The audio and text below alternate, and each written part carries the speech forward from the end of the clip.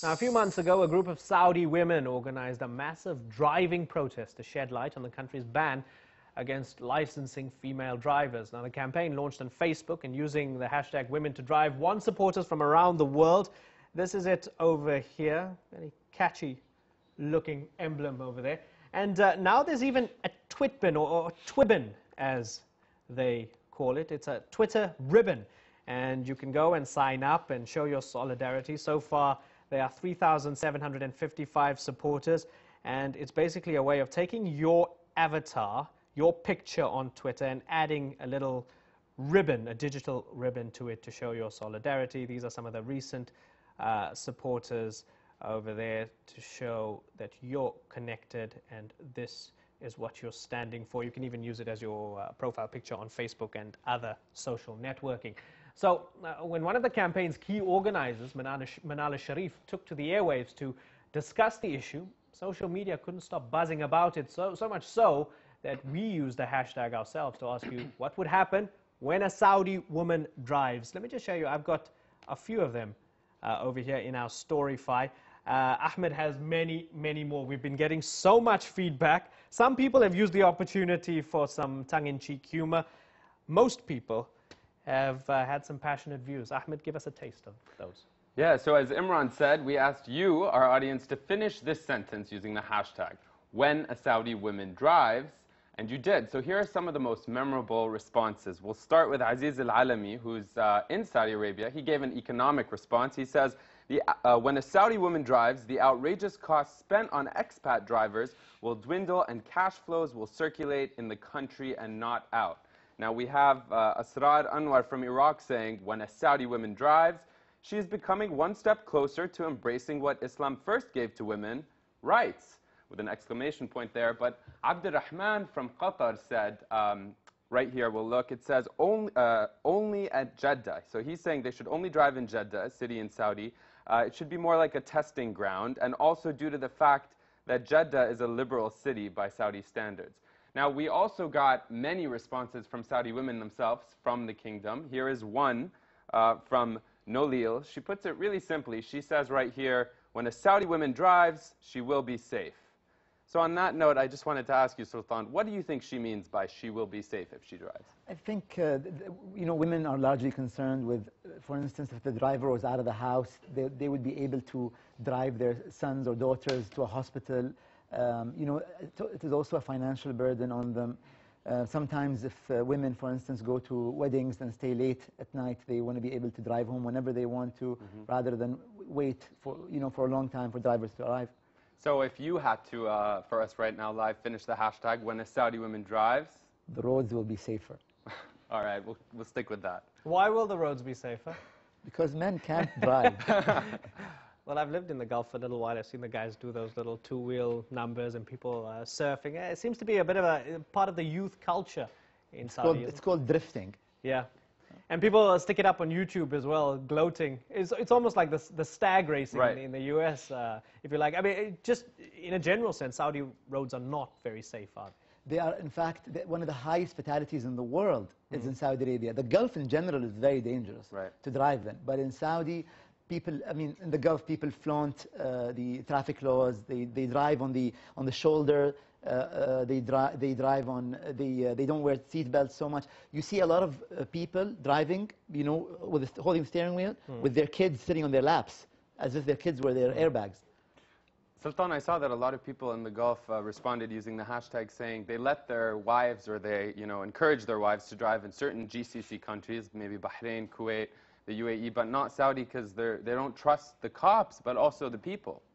I think people have a misconception. Not all Saudis are bad drivers. Right. But the truth is that for a society that has not seen women drive for half a century, it is quite dangerous. Even for Saudi women to drive, some of them get stopped, some of them get, they get harassed on the streets. This was something that we kept up with during the June 17th Women to Drive Day. Is women driving in Saudi Arabia, the theme of women driving, is it a sub-theme of the Arab Spring? I believe so, yes. Why? I believe that the women, including Manal al-Sharif, inspired by Arabs demanding rights, demanding change to the status quo. So I believe that this is one small side of the Arab Spring. What is the big issue in Saudi Arabia then, if this is one of the smaller aspects that might open the door? I think the broader issue is emancipation, and it's not just of women, it's of society in general. It's for people being able to speak for themselves. It's for people, you know, people also should not think that the Saudis are unhappy with their government. The Saudi king is, in fact, very popular. He has initiated a series of reforms. However, Saudi has one of the largest youth population ratios in the world. Right. Maybe almost 2/3 of the population is under 25 or 26 years old. They demand different things. They expect you know, their lives to change faster, and that's why they've taken it on their own selves to change. Just a reminder, we're trying to get Manal al-Sharif on the line via Skype. We hope we can get her sometime soon, because although time is running out, we could always continue the discussion in the post-show at stream.aljazeera.com. And I'm delighted to inform you that we've got her on the line. Manal al-Sharif maintains this is not about her, and it's not about just the right to drive, but about the broader issue of women's rights in Saudi Arabia. Manal, welcome to the stream. After you've heard some of the feedback that we've had on the program, and after the response to your campaign, do you believe that you're winning in this battle?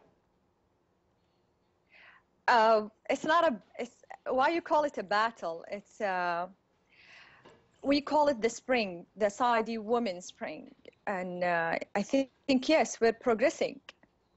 What's been the most encouraging for you? The most encouraging so far, that no woman been sent to jail or signed a pledge ever since June 17. That's a huge progress. On your Facebook and Twitter profile, you say that you live in the kingdom of Saudi men.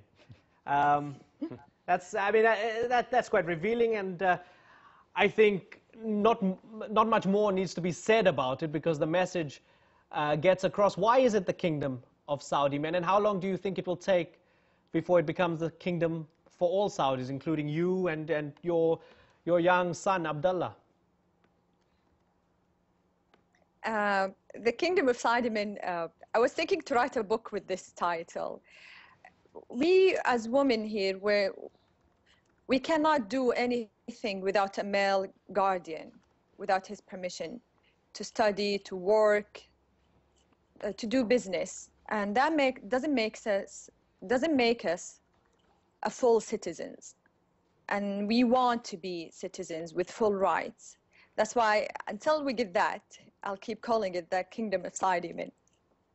Manal, we see on Twitter there have been a lot of people who want to ask you questions. One from Ahmed al-Mansour, he says he's pro-women driving in general, but Saudi Arabia, I presume, is not ready for it yet. And lots of people have said out of all the priorities in terms of women's rights, driving is not one of them. What do you say?